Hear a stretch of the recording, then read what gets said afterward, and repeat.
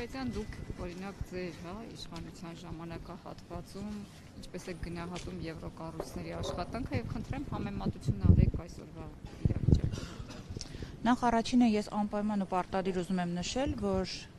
այսօրվա ակցիան եւ Նարեկ Սամսոնյանի հացադուլը առաջին հերթին ի պաշտպանություն ժողովրդավարության է։ Եվ այսօր միջազգային կառույցների դուռը գալ եւ նամակներ փոխանցելը խոսում է այն մասին, որ հենց ժողովրդավարությունը պաշտպանության կարիք ունի։ Առաջին հայացքից եւ դատելով նկարներից կարող է լինի տպավորություն, որ մենք եկել ենք աջակցելու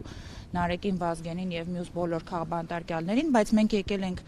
աջակցելու այդ ձեր նշած այն արժեքներին, որոնք հաստատվել են եւ ավելի խորացել են մեր իշխանության օրերին, տարիներին եւ որոնց մեծագույն պաշտպանը եղել են եվրոպական կառույցները։ Եվրոպայի խորհուրդը ունի առանձին բանաձև ընդունած 1900 բանաձևն է, որով սահմանվում են քաղաքական բանտարկյալների այդ չափանիշները, որով է մարդ համարվում քաղաքական պատճառներով բանտարկված կամ ազատազրկված, որով ոչ։ Նարեկի հացադուլի մեջ գտնվող բանտարկյալի տեղափոխումը պատժախուց առաջին խտրականությունն է, որը կոպտագույն խախտումն է 1900 բանաձևի։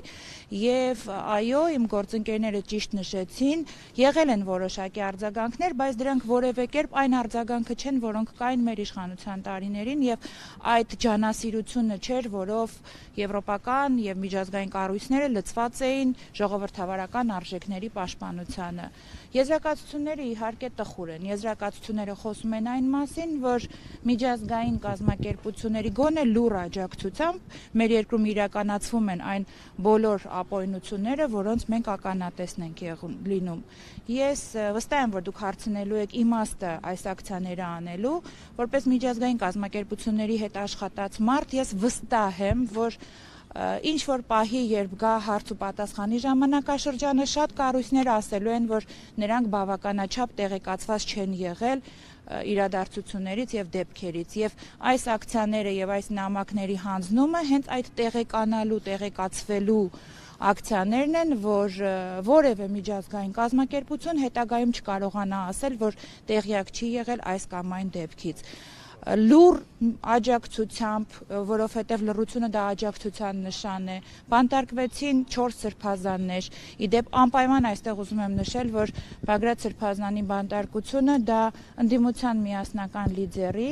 ուղակի խաղադաշտից հանել էր։ Բանտարկվեցին Նարեկն ու Վազգենը որպես ազատ խոսքի տարածողներ, որպես ամենամեծ լսարաններից մեկը ունեցող հարթակի մարդիկ, ովքեր օր-օրի ավելի մեծ լսարաններ էին ձեռք բերում եւ տարածվում էին փաշինյանական ստերը։ Հայ բարերար մեծահարուստ Սամվել Կարապետյանը ազատազրկվեց ընդամենը մեր ձևով արտահայտության համար։ Այսպիսի բան, ես ներողություն եմ խնդրում, եթե որոշ մարդկանց անուններ չեմ նշում, որովհետև իրոք աննախադեպ շատ են քաղաքական բանտարկյալները այսօր Հայաստանում, բայց սա տեսնելը եւ լռելը հանցակից լինել է նշանակում։ Մենք այսօր օգնության ձեռք ենք մեկնում միջազգային կազմակերպություններին, որպեսզի նրանք չլինեն այս հանցագործության մի մասը եւ կարողանան միջամտություններ անել։ Ամենաքիչ բանը, ինչ նրանք այսօր կարող են անել, Նարեկ Սամսոնյանին այցելելն է, նրա առողջական իրավիճակից տեղեկանալն է, մյուս բոլոր քաղբանտարկյալներին այցելելը եւ տեղեկանալն է։ Շնորհակալություն։ Ես եմ շնորհակալ։